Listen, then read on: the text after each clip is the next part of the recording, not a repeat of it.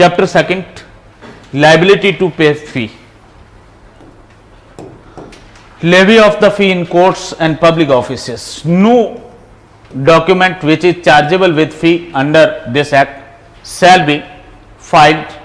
exhibited, recorded in,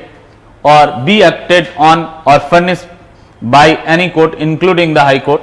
or be filed, exhibited, or recorded in any public office, or be acted on or furnished by any public officer unless in respect of such document there be paid a fee of an amount not less than that indicated or chargeable under this act.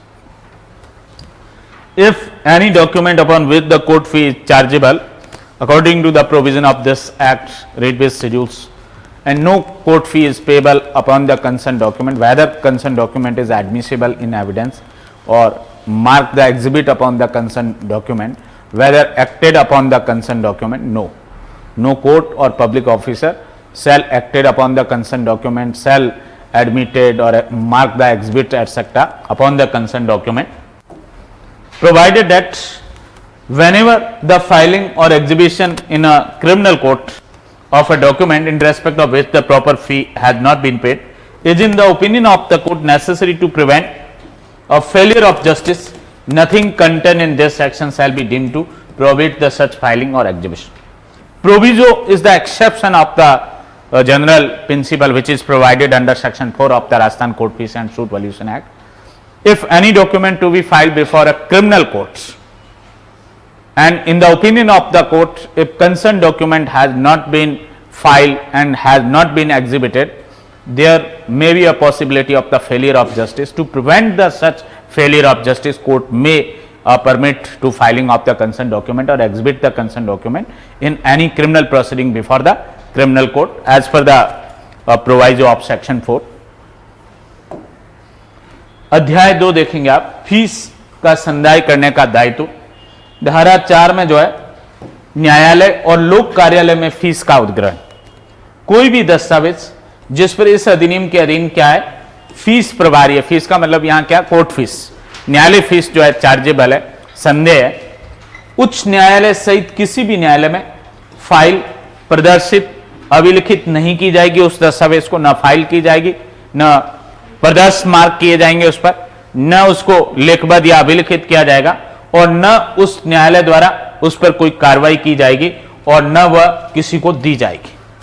उस पर कोई act upon भी नहीं होगा, कार्रवाई भी नहीं होगी उसके बेसिस पे, और न उस डॉक्यूमेंट की कॉपी एटसेट्रा किसी अन्य को दी जाएगी। किसी लोक कार्यालय में कोर्ट से अदर देन कोई पब्लिक ऑफिस है, उसमें भी ऐसा दस्तावेज जिस पर इस Rajasthan court fees and suit valuation act के अनुसार कोई कोर्ट फी पेबल है, उस पर कोई न्यायालय फीस है वो प्रभारी है, यदि उस पर कोर्ट फीस का संदाय है वो नहीं किया गया है तो लोक कार्यालय में भी फाइल प्रदर्शित अभिलिखित नहीं की जाएगी और न किसी लोक अधिकारी द्वारा उस पर कोई कार्रवाई की जाएगी, न लोक अधिकारी द्वारा उस है वो डॉक्यूमेंट की कॉपी एटसेट्रा किसी को है वो दी जाएगी। ये प्रोहिबिटेड है सेक्शन 4 में, जब तक कि ऐसी दस्तावेज के संबंध में इस अधिनियम के अधीन प्रभारी के रूप में उपदर्शित की जाने वाली जो फीस से अन्यून फीस का संदाय न कर दिया जाए। मीन्स ये प्रॉपर कोर्ट फीस का भुगतान कर दिया जाए तभी ये सभी कार्य हो सकते हैं। यदि समुचित फीस का भुगतान है वो नहीं किया गया तो उस दस्तावेज को न तो फाइल किया जाएगा, न कोर्ट में, न किसी है वो लोक कार्यालय के अंदर, न उसको जो है वो प्रदर्शित किया जाएगा, न अभिलिखित किया जाएगा, न किसी और को कॉपी दी जाएगी, न उसके आधार पर कोई कार्रवाई होगी। परंतु जब कभी दंड न्यायालय की राय में न्याय के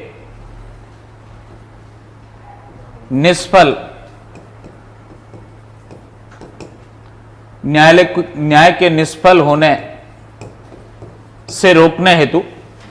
न्याय को निष्फल होने से रोकने हेतु किसी दस्तावेज को जिसके संबंध में समुचित फीस संगत नहीं की गई है न्यायालय में फाइल या प्रदर्शित करना आवश्यक हो तो इस तरह की कोई भी बात इस प्रकार फाइल या प्रदर्शित का प्रतिषेध करने वाली नहीं समझी जाएगी। यदि दांडिक न्यायालय में कोई दांडिक कार्रवाई है, क्रिमिनल कोर्ट में कोई क्रिमिनल प्रोसीडिंग है, वो है वो प्रोसिक्यूशन के रूप में या अपील रिवीजन एटसेट्रा के रूप में, कोर्ट को ऐसा लगता है यदि दस्तावेज नहीं है वो फाइल किया जाए, पेश किया जाए, पत्रावली में नहीं लिया जाए, या उस पर प्रदर्श मार्क है वो नहीं किया जाए तो न्याय निष्फल हो सकता है। कोर्ट की राय यह है कि यदि ये डॉक्यूमेंट नहीं फाइल हुआ या ये डॉक्यूमेंट नहीं प्रदर्शित हुआ इस क्रिमिनल कार्रवाई में तो फेलियर ऑफ जस्टिस हो सकता है, न्याय की निष्फलता हो सकती है। तो उस न्याय को निष्फल होने से रोकने के लिए यदि कोर्ट जो है वो आवश्यक समझता है उस दस्तावेज का फाइल किया जाना या प्रदर्शित किया जाना, तो उस कंडीशन में ऐसे दस्तावेज को पेश भी किया जा सकता है और प्रदर्शित भी किया जा सकता है, जबकि उस पर समुचित फीस का भुगतान नहीं किया गया। तो ये परंतु जो है इनडायरेक्ट रूप से अपवाद है, जहां कोर्ट फीस का प्रॉपर भुगतान नहीं है फिर भी डॉक्यूमेंट को फाइल किया जा सकता और प्रदर्शित किया जा सकता। बट ये स्कोप केवल क्रिमिनल कोर्ट के केस में, सिविल और रेवेन्यू कोर्ट में ये प्रोविजो लागू नहीं होगा। केवल दंडिक मामलों में जो है वो क्रिमिनल कोर्ट को जो है वो इस तरीके की पावर दी गई। Section 5 fee on document inadvertently received. When a document on which the whole or any part of the fee prescribed by this act has not been paid is produced or has through mistake or inadvertence been received in any court or public office, the court or the head of the office. The court or head of the office may, in its or his discretion at any time, allow the person by whom the such fee is payable to pay the fee or the part thereof as the case may be, within such time as may be fixed, and upon such payment the document shall have the same force and effect as if the full fee had been paid in the first instance. If by mistake or negligence of the court or the public officer, in advertence of the court or public officer, any document is admitted in evidence, no court fee is paid or the insufficient court fee has been paid upon the concerned document, the concerned court or the head of the public office has discretionary power under section 5 to permit the concerned person who is liable to pay the court fee to complete the or make up the deficiency of the court fee, and if at subsequent stage the concerned deficiency of the court fee has been fill up, make up or the completed, what would be the effect of the subsequent payment of the court fee? It shall be deemed to be the concerned full court fee has been paid upon the document when the document has been produced before the court first time. धारा 5 जो है section 149 CPC के जैसा ही provision है। ये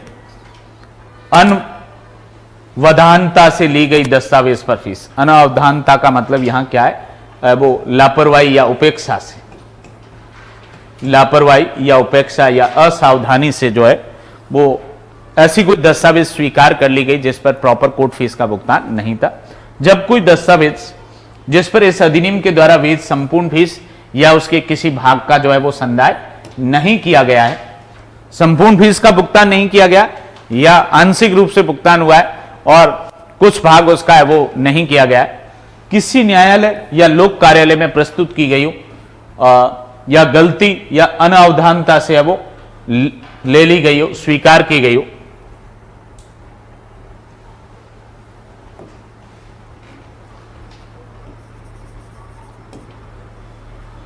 कोई document जो है जिस पर संपूर्ण कोर्ट फीस का भुगतान नहीं है या उसके कुछ भाग का भुगतान नहीं, ऐसी न्यायालय या लोक कार्यालय में प्रस्तुत की गई, उसको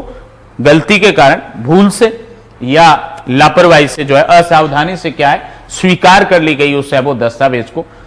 कंसर्न न्यायालय या उस लोक कार्यालय का प्रधान जो है, हेड जो है, वो सविवेकानुसार किसी भी समय उस व्यक्ति को जिसके द्वारा ऐसी फीस संदेह है, उस फीस या उसके किसी भाग को ऐसे समय के भीतर जो नियत किया जाए संदाय करने के लिए क्या कर सकता है, अनुज्ञात कर सकता है, परमिशन या अनुज्ञा उसको दी जा सकती है पेमेंट करने के लिए। और ऐसा संदाय होने पर दस्तावेज उतना ही बल और प्रभाव रखेगा मानो प्रथमतः ही पूर्ण फीस जो है वो संदत्त कर दी गई। जब न्यायालय या लोक कार्यालय की उपेक्षा के कारण या गलती के कारण, भूल से जो है ऐसा कुछ दस्तावेज है वो स्वीकार कर लिया गया, ले लिया गया, जिस पर संपूर्ण फीस का भुगतान नहीं है या आंशिक रूप से भुगतान है वो नहीं किया गया,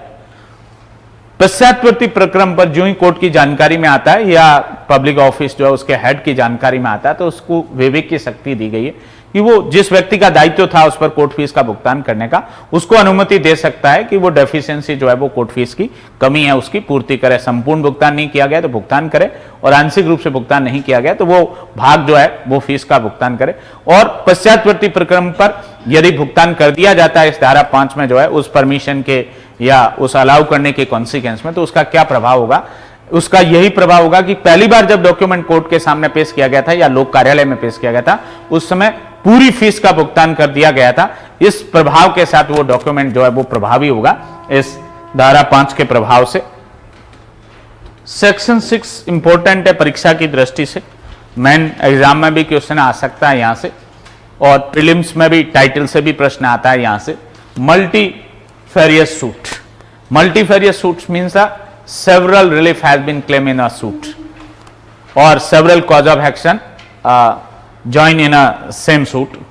In any suit in which the separate and distinct reliefs are sought based on the same cause of action, the plaintiff shall be chargeable with a fee on the aggregate value of the reliefs, provided that if a relief is sought only as ancillary to the main relief, the plaintiff shall be chargeable only on the value of the main relief. Several relief occurred in favor of the plaintiff from the same cause of action, and single suit is filed by the plaintiff for several reliefs, like the relief of injection is claimed, also the cancellation of the instrument is claimed in same suit, and in the declaration of the ownership is claimed in the same suit. Then the how calculate the court fee?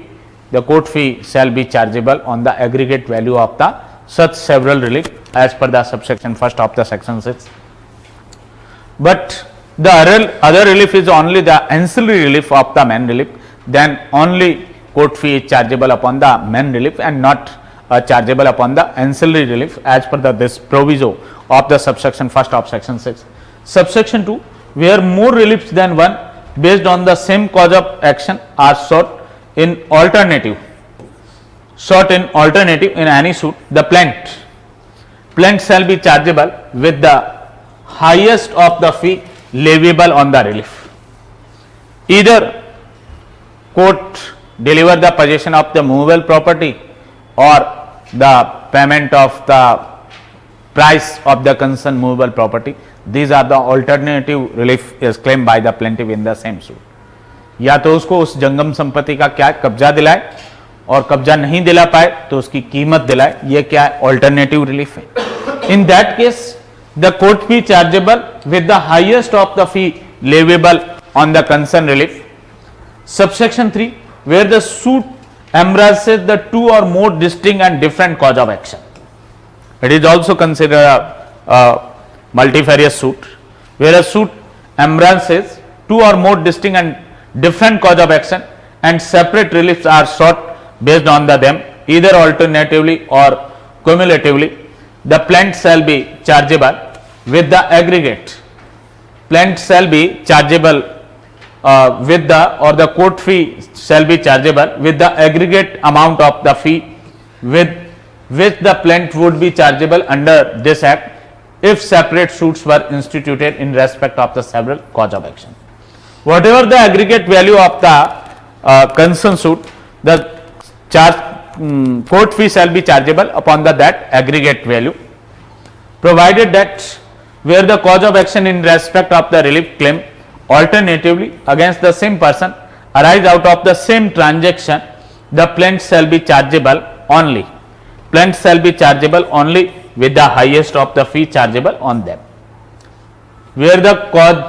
causes of action in respect of relief claim alternative against the same person out of the same transaction, against same person and out of the same transaction, then this proviso is considered the exception of the general rule that is provided under subsection 3. Plaintiff shall be chargeable only with the highest of the fee chargeable on such alternative reliefs. Subsection 4, nothing in subsection 3 shall be deemed to affect the any power conferred upon the court under the rule 6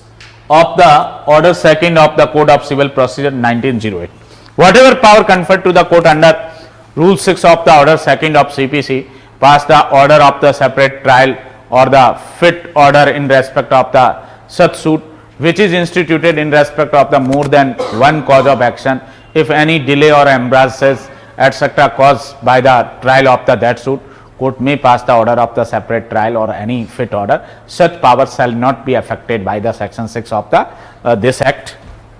The provision of this section shall apply mutatis mutandis to memoranda of appeals, applications, petitions and written statements. If memorandum of appeal has been filed in respect of the several relief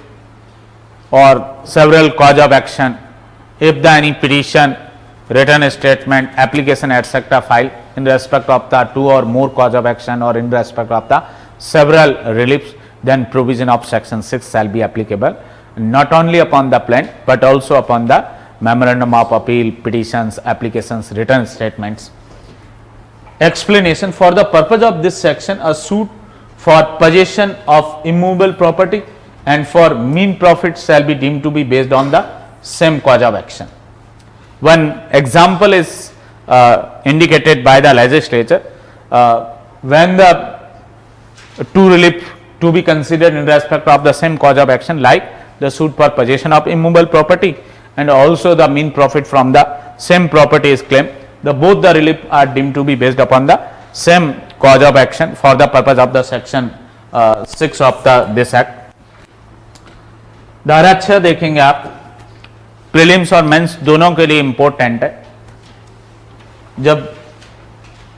हमने RJS के exam दिए थे तब भी ये Rajasthan court fees and suit valuation act syllabus में था, तो उसमें प्रीलिम्स में भी मल्टीफेरियस सूट से क्वेश्चन आ गया था जहां तक मुझे रिकॉल हो रहा है, और एक आध मेन एग्जाम में भी क्वेश्चन इस सेक्शन 6 से है वो था। किसी वाद में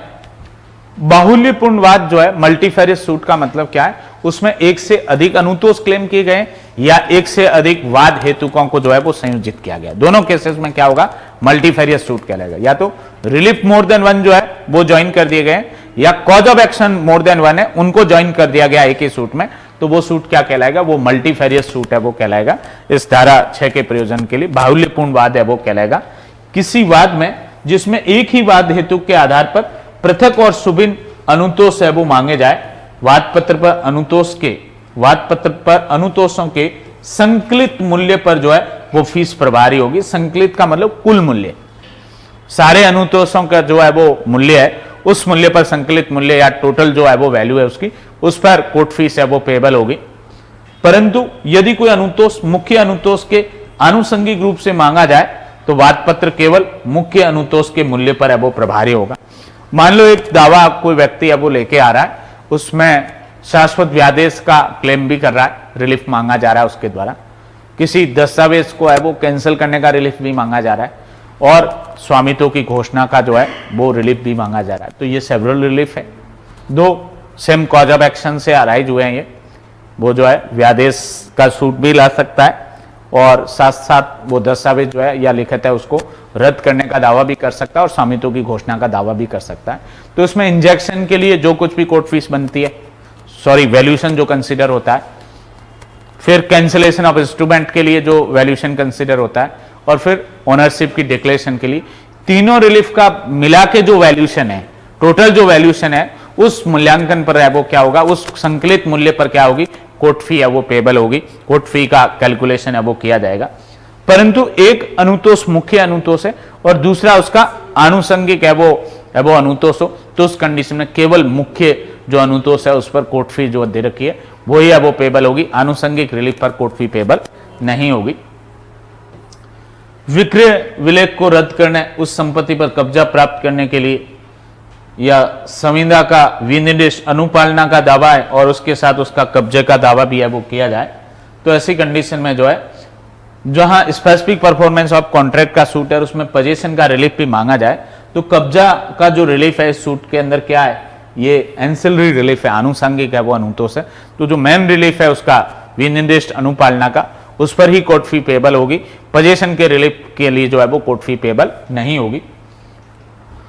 जहां किसी वाद में एक ही वाद हेतु के आधार पर एकाधिक अनुतोष अनुकल्पता मांगे जाए, सबसेक्शन जो 2 है डिफरेंट फुटिंग पे ऑल्टरनेटिव रिलीफ। ये जो सबसेक्शन फर्स्ट था ये तो एंड के रूप में कम्युलेटिव रिलीफ थे। ये क्या थे? सबसेक्शन फर्स्ट में कम्युलेटिव है वो रिलीफ थे, सभी अनुतोष को एक साथ मांगा गया और अनुकल्प या विकल्प के रूप में वो अनुतोष मांगे जाए तो वहां वाद पत्र पर अनुतोषों पर उद्ग्रहणीय फीस में से अधिकतम जो फीस है वो प्रभारी होगी। मान लो एक व्यक्ति जो है वो एक सूट लेके आता है कि साहब इस मोटरसाइकिल का कब्जा मुझे है वो दिलाया जाए और कब्जा नहीं दिलाया जाए तो इसकी कीमत दिलाई जाए, तो ये है वो क्या है? ये ऑल्टरनेटिव रिलीफ है। तो ऐसी कंडीशन में मोटरसाइकिल के कब्जे के अनुतोष का जो कुछ भी कोर्ट है वो वैल्यूशन बैठती है वो और कीमत में से जो भी ज्यादा हो, इन दोनों में से जो वैल्यूशन ज्यादा है उस वैल्यूशन पर क्या होगी? Court fees. इसमें एग्रीगेट नहीं होगा, क्या होगा? हाईएस्ट दोनों में से कंपैरेटिवली जो हाईएस्ट वैल्यू है उस वैल्यू पर है वो क्या होगी? कोर्ट फी है वो चार्जेबल होगी। जहां किसी वाद में एक ही वाद हेतु वो समाविष्ट हो और उनके आधार पर पृथक पृथक अनुतोष अनुकल्पता या संचयी रूप से मांगे जाए तो वहां वाद पत्र पर फीस की उतनी ही रकम संकलित रूप से प्रभारी होगी जितनी विभिन्न वाद हेतुकों के संदर्भ में पृथक पृथक वाद संस्थित किए जाने पर इस अधिनियम के अधीन प्रभारी होती। एक ही वाद हेतुक है या एक से अधिक वाद हेतुक थे?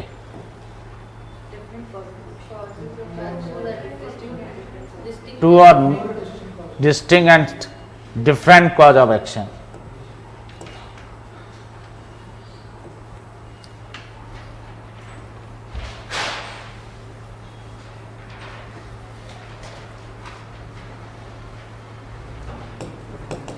दो या अधिक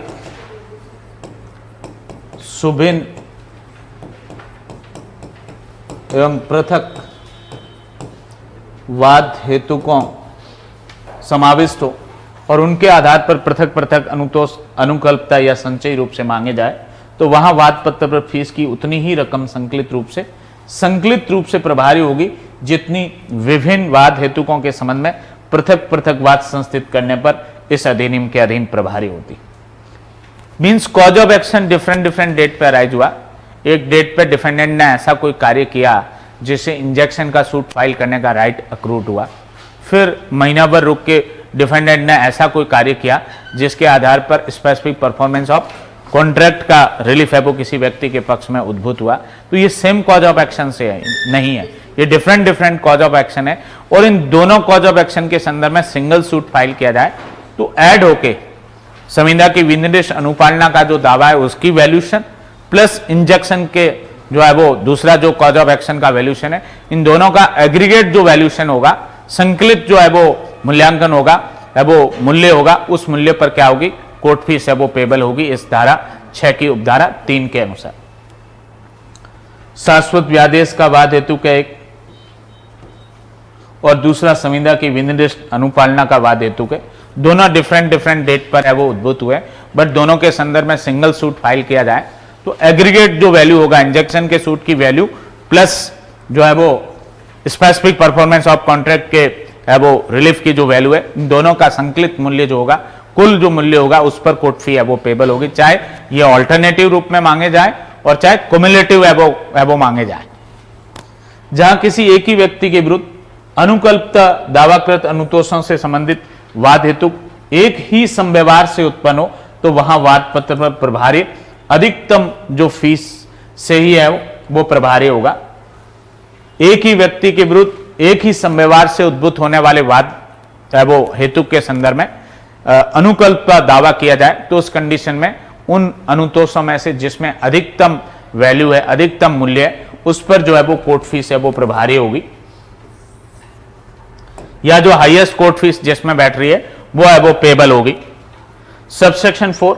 उपधारा 3 की कोई भी बात सिविल प्रक्रिया संहिता 1908 के आदेश 2 नियम 6 के अधीन किसी न्यायालय को प्रदत्त शक्ति को प्रभावित करने वाली नहीं समझी जाएगी। और आदेश 2 नियम 6 में क्या पावर है कोर्ट के पास? जब एक से अधिक वाद हेतुकों का संयोजन कर दिया गया और ऐसा संयोजन होने से वाद में क्या हो रहा है, वाद के विचार में विलंब हो रहा है, डिले कॉज हो रहा है या एम्ब्रास कॉज हो रहा है, कोई उलझन पैदा हो रही है, तो ऐसी कंडीशन में कोर्ट के पास इनकन्वीनियंस हो रही है, कोर्ट के पास आदेश 2 नियम 6 में क्या पावर है? सेपरेट ट्रायल का ऑर्डर कर सकता है। कोर्ट क्या कर सकता है, पृथक विचारण का ऑर्डर कर सकता है कि ये different different cause of action है, इनके बारे में है वो केवल एक कॉज ऑफ एक्शन के संदर्भ में ये सूट कंटिन्यू होगा, दूसरे वाले के संदर्भ में सेपरेट सूट है वो फाइल किया जाए या सेपरेट ट्रायल की जाए, ऐसा ऑर्डर कर सकता है, या अदरवाइज कोई फिट ऑर्डर भी कोर्ट कर सकता है। कोर्ट की वो जो पावर है, कोर्ट फीस के अलावा जो कोर्ट की सेपरेट ट्रायल,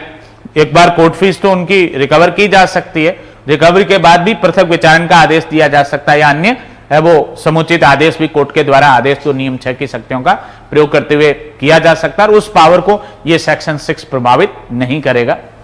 इस तरह के उपबंध यथा आवश्यक परिवर्तन सहित अपीलों के ज्ञापन है उन पर भी लागू होंगे, आवेदन पर भी लागू होंगे, और लिखित कथन जो है उन पर भी है वो लागू होंगे। और नहीं था आवेदन के अलावा एप्लीकेशन पिटीशन भी थी ना,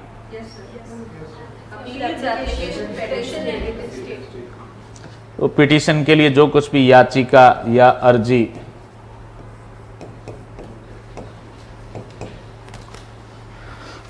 यदि एक अपील के ज्ञापन में भी सेवरल रिलीफ क्लेम किए जाए, एक से अधिक अनुतोष क्लेम किए जाए,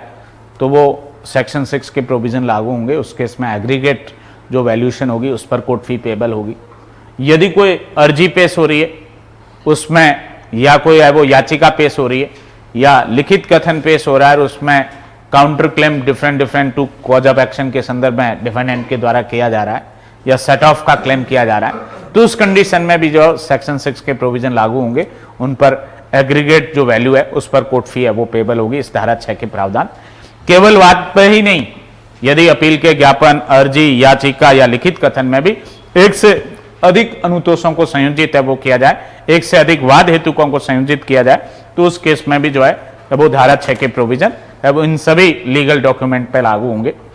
और लास्ट में स्पष्टीकरण जो दे रखी, इस धारा के प्रयोजनार्थ स्थावर संपत्ति पर कब्जे और अंतकालीन लाभ के लिए वाद जो है एक ही वाद हेतु पर आधारित वाद है वो समझा जाएगा।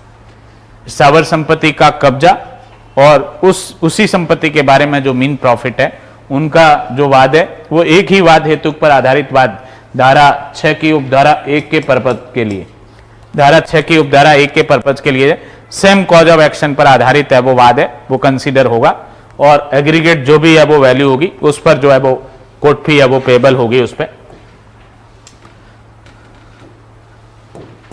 Section 7 determination of the market value. Save as otherwise provided where the fee payable under this act depends on the market value of the any property. Such value shall be determined as on the date of the presentation of the plant. Save as otherwise provided where the fee payable under this act depends on the market value of the property. The market value of that property to be considered upon which date, on the date of the cause of action arisen or the presentation of the plant, whatever the market value of the concerned property on the presentation of the plant. The market value of the land in suits falling under clauses A and B of section 24, under clause A of section 26, under section 28 or 29, under subsection 1st and subsection 3 of section 35, under section 36 and under section 44 shall be deemed to be where a rent in respect of such land has been settled then 25 times of the rent rate sanctioned therefore during the last settlement, where the rent has been settled by the settlement officer etc. for the concerned land, then the market value of the concerned land is considered the 25 times of the rent sanctioned by the last settlement, and on that amount the court fee is chargeable. And where the rent in respect of the such land has not been settled, then 25 times of the rent rate sanctioned during the last settlement for similar land and the neighborhoods. बाजार मूल्य जो है market value, इसका कैसे निर्धारण किया जाएगा। भूमि के संदर्भ में कुछ धाराएं जो दे रखी है, उपधारा 2 में प्रावधान दे रखा है, और भूमि से अन्यथा जो है उसके लिए उपधारा 1 में प्रावधान है। यदि इस अधिनियम के अधीन संदेह फीस किसी संपत्ति के बाजार मूल्य पर निर्भर हो, अन्यथा उपबंधित के सिवाय, अन्यथा का मतलब एक तो सबसेक्शन 2 से ही है और कोई आगे प्रोविजन भी हो सकता है, इंजेक्शन सूट वगैरह में भी कहीं वो नॉमिनल वैल्यूएशन उसका कंसिडर किया जाता है। अन्यथा उपबंधित के सिवाय ऐसा मूल्य वाद पत्र के प्रस्तुत किए जाने की तारीख पर विद्यमान मूल्य के अनुसार अवधारित किया जाएगा। जब किसी वाद का मूल्यांकन संपत्ति के बाजार मूल्य पर निर्भर करता है, जो उपधारा 2 में कवर नहीं होता है, या अन्यथा भी किसी प्रोविजन में स्पेसिफिक प्रोविजन दे रखा उसको छोड़ के, तो वो बाजार मूल्य किस समय का देखा जाएगा? जिस समय वाद हेतु को उद्भूत हुआ वादी के पक्ष में, उस दिन बाजार मूल्य क्या था उसके आधार पर कैलकुलेट होगा, या जिस दिन वाद पत्र पेश किया, प्लेंट प्रेजेंट किया कोर्ट के सामने, उस दिन जो उस संपत्ति का बाजार मूल्य था उसके बेसिस पे कैलकुलेट होगा। धारा 7 की उपधारा एक स्पेसिफिक प्रोविजन बताती है प्लेंट के प्रेजेंट करने की तारीख को। कौन सी डेट मटेरियल है? The date of presentation of plaint. वाद पत्र को पेश करने की तारीख पर जो कुछ भी उस संपत्ति का बाजार मूल्य था उसके बेसिस पे कोर्ट फीस कैलकुलेट होगी, न कि वाद हेतु के उद्भूत होने की तारीख को। सबसेक्शन 2 धारा 24 के खंड क और ख, धारा 26 के खंड क, धारा 29 के अधीन, धारा 35 की उपधारा 1 या उपधारा 3 के अधीन, धारा 36 और धारा 44 इनके अधीन आने वाले वादों से संबंधित भूमि का बाजार मूल्य निम्न अनुसार समझा जाएगा। कैसे समझा जाएगा भूमि का बाजार मूल्य? जो है इन धाराओं के प्रयोजन के लिए वो कोर्ट फीस कैलकुलेट करने के लिए, जहां ऐसी भूमि के संबंध में लगान रेंट जो है वो तय हो चुका है, राजस्थान लैंड रेवेन्यू एक्ट 1956 और any other time being enforce law में, उस वहां ठीक पूर्ववर्ती बंदोबस्त जिसके लिए एक वर्ड और भू प्रबंध है वो यूज लिया जाता है, बंदोबस्त के दौरान उसके लिए मंजूर की गई लगान की जो दर है उसका 25 गुना जो है वो क्या माना जाएगा? उस भूमि का बाजार मूल्य है वो माना जाएगा। जिस भूमि पर लगान तय हो चुका है, रेंट तय हो चुका है, लगान क्या है ये राजस्थान टेनेंसी एक्ट में परिभाषित कर रखा है। रेंट एक ऐसा अमाउंट है जो किसको है वो पेबल है वो होता है लैंड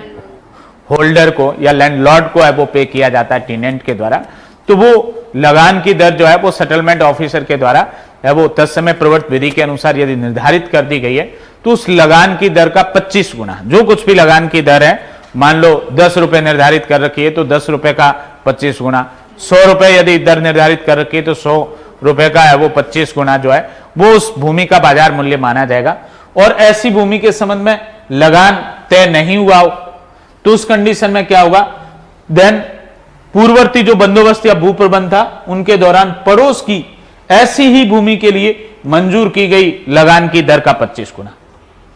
उसके आसपास पड़ोस में जो है उसी प्रकार की भूमि, जिस प्रकार की वो चाही भूमि है तो ये भी चाही हो, वो यदि बरानी है तो ये भी है वो बरानी हो, उसी प्रकार की जो है वो भूमि है उसके लिए पड़ोस में जो है वो पिछले बंदोबस्त में जो कुछ लगान की दर निर्धारित की गई थी उस लगान की दर का 25 गुना उस भूमि का क्या माना जाएगा? बाजार मूल्य माना जाएगा। और उस 25 गुना के अमाउंट पर क्या होगी? कोर्ट फीस है वो कैलकुलेट या चार्जेबल है वो होगी। हाँ, सरकार ही अल्टीमेटली सैंक्शन करती है, सैंक्शन की पावर राज्य सरकार के पास है। लैंड रेवेन्यू एक्ट हमारे सिलेबस में है ना, तो उसमें कहीं सेक्शन 150 के बाद वाले जो प्रोविजन है किसी एक प्रोविजन में दे रखा है ultimately sanctions by the state government. दुख करता है तो सेटलमेंट ऑफिसर या असिस्टेंट सेटलमेंट ऑफिसर करता है, फिर वो सेटलमेंट कमिश्नर को भेजता है, कमिश्नर अल्टीमेटली स्टेट गवर्नमेंट के सामने है वो रखता है और स्टेट गवर्नमेंट उसको फाइनली सैंक्शन करती है। 158 या 159 लैंड रेवेन्यू एक्ट में आपको स्पेसिफिक प्रोविजन मिल जाएगा। तो राज्य सरकार ने जो अल्टीमेटली जो कुछ भी लगान की दर मंजूर की है उस दर का 25 गुना यदि दर निर्धारित है और उसकी दर निर्धारित नहीं है तो पड़ोस की वैसी ही भूमि जो है उसके लिए पिछले भू प्रबंध के अंदर पिछले बंदोबस्त, क्योंकि बंदोबस्त का पीरियड क्या होता है 20 ईयर्स होता है, वो भी पढ़ोगे आप लैंड रेवेन्यू एक्ट में सेक्शन 175 में धारा 175 भू राजस्व अधिनियम है, उसमें 20 साल का अवधि है वो दे रखी है, 20 ईयर्स का सेटलमेंट। एक बार लगान की दर निर्धारित हो जाती है वो लमसम 20 ईयर्स तक है वो इन्फोर्स में रहती है। तो वो पिछले बंदोबस्त के अंदर जो दर निर्धारित की थी उस वैसी ही भूमि की पड़ोस के अंदर उस लगान की दर का 25 गुना तक का क्या हो सकता है वो भूमि का बाजार मूल्य माना जाएगा और उस अमाउंट पे कोर्ट फी जो है वो कैलकुलेट की जाएगी। Section 8 set off or counter claim. A return statement pleading a set off or counter claim shall be chargeable with fee in the same manner as applied। Prelims में यहां से title से प्रश्न आ सकता है। Set off or counter claim, एक आगे 14 और पढ़ेंगे इसी एक्ट का प्रोविजन, वो भी इसी से कंसर्न है। Set off or counter, whether any court fee is payable upon the set off or counter claim, yes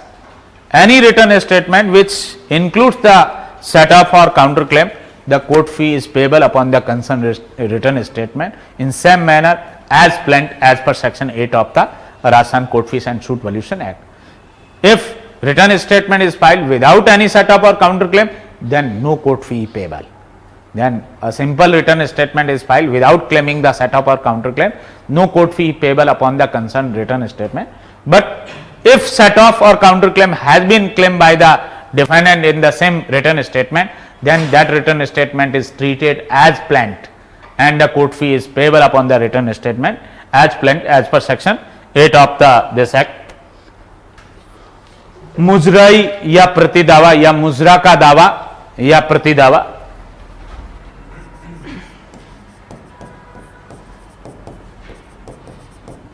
मुजरा का दावा या प्रतिदावा, मुजरा का दावा या प्रतिदावा का अभिवचन करने वाले लिखित कथन पर फीस उसी रीति से प्रभावी होगी जैसे वाद पत्र पे होती है। सामान्यतः लिखित कथन पर कोर्ट फी पेबल नहीं है सामान्यतः, परंतु लिखित कथन में यदि प्रतिवादी ने सीपीसी के आदेश 8 नियम 6 और सीपीसी के आदेश 8 नियम 6 का ऑर्डर 8 रूल 6 और ऑर्डर 8 रूल 6A इसमें यदि कोई मुजरा का दावा या प्रतिदावा किया है तो उस कंडीशन में क्या है, उस लिखित कथन को है वो वाद पत्र माना जाएगा। और जिस तरीके से वाद पत्र में कोर्ट फी पेबल होती है, न्यायालय फीस का भुगतान होता है, उसी तरीके से लिखित कथन पर भी है वो कोर्ट फीस है वो चार्जेबल होगी, प्रभावी होगी इस धारा 8 के प्रभाव से। Section 9 document falling under 2 or more description, document falling under the 2 or more description, a document falling within the 2 or more description in this act shall, where the fee chargeable thereunder are different, be chargeable only with the highest of the such fee. Same document is fall under the 2 or more description of the provision of this act, then which court fee is payable upon the concerned document, the highest court fee. The highest court fee cover under the any one of the description that is payable upon the concerned document as per section 9 of this act, provided that where one of the such description is special and another is general, the document in one stage fall under the any special description and in another stage it fall another place it fall under the general description, then fee payable on the special. The fee chargeable shall be the fee appropriate to the special description. धारा 9 के title या heading से या last में जो इसका crux जो है हाईएस्ट फी स्पेशल डिस्क्रिप्शन, यहां से कोई प्रश्न है वो आ सकता है। 2 या अधिक वर्णों के अंतर्गत आने वाले दस्तावेज हाईएस्ट फी, ये इसमें जनरल में दे रखा था, ये भी पूछा जा सकता है और टाइटल से भी प्रश्न आ सकता है। 2 या अधिक वर्णों के अंतर्गत आने वाले दस्तावेज, शेड्यूल में बहुत सारे डॉक्यूमेंट दे रखे हैं, उसमें डॉक्यूमेंट 2 जगह फॉल हो रहा है, किसी एक एंट्री में भी फॉल हो रहा है, किसी दूसरी एंट्री में और फॉल हो रहा है, या सेक्शंस जो दे रखे हैं 20 से 47 में, इनमें 2 जगह फॉल हो रहा है, किसी एक सेक्शन में फॉल हो रहा है, दूसरी जगह और फॉल हो रहा है, तो ऐसी कंडीशन में उस पर कौन सी कोर्ट फी है वो पेबल होगी, इसके बारे में धारा 9 में रूल ऑफ कन्वीनियंस जो है एक सुविधा का नियम है वो डाला गया है। इस अधिनियम में 2 या अधिक वर्णों के अंतर्गत आने वाले कोई दस्तावेज जहां उसके अधीन प्रभारी फीस भिन्न भिन्न हो, यदि बराबर हो तब तो यह प्रोविजन लागू ही नहीं होगा। जब प्रभारी फीस जो है वो भिन्न भिन्न हो, एक जगह जहां कवर हो रहा है उसके लिए अधिक कोर्ट फी है, दूसरी जगह कवर हो रहा है किसी डिस्क्रिप्शन में विवरण में वहां कम कोर्ट फीस हो, तो वहां ऐसी स्थिति में उस दस्तावेज पर कौन सी कोर्ट फी पेबल रहेगी, उन फीसों में से जो अधिकतम है कंपैरेटिवली जो है तुलनात्मक रूप से जो अधिकतम कोर्ट फी है वो उस दस्तावेज पर प्रभारी होगी, पेबल होगी। परंतु जहां उक्त वर्णनों में से एक विशेष वर्णन हो और दूसरा क्या हो, सामान्य हो, तो वही फीस प्रभारी होगी जो विशेष वर्णन के लिए समुचित हो। दस्तावेज जो है एक जगह वो विशेष विवरण में कवर हो रहा है और दूसरी जगह सामान्य विवरण में कवर हो रहा है, तो चाहे अधिक हो और चाहे कम हो, दोनों केसेस में क्या होगा, जो विशेष विवरण के लिए कोर्ट फी दे रखी है वही है वो पेबल होगी।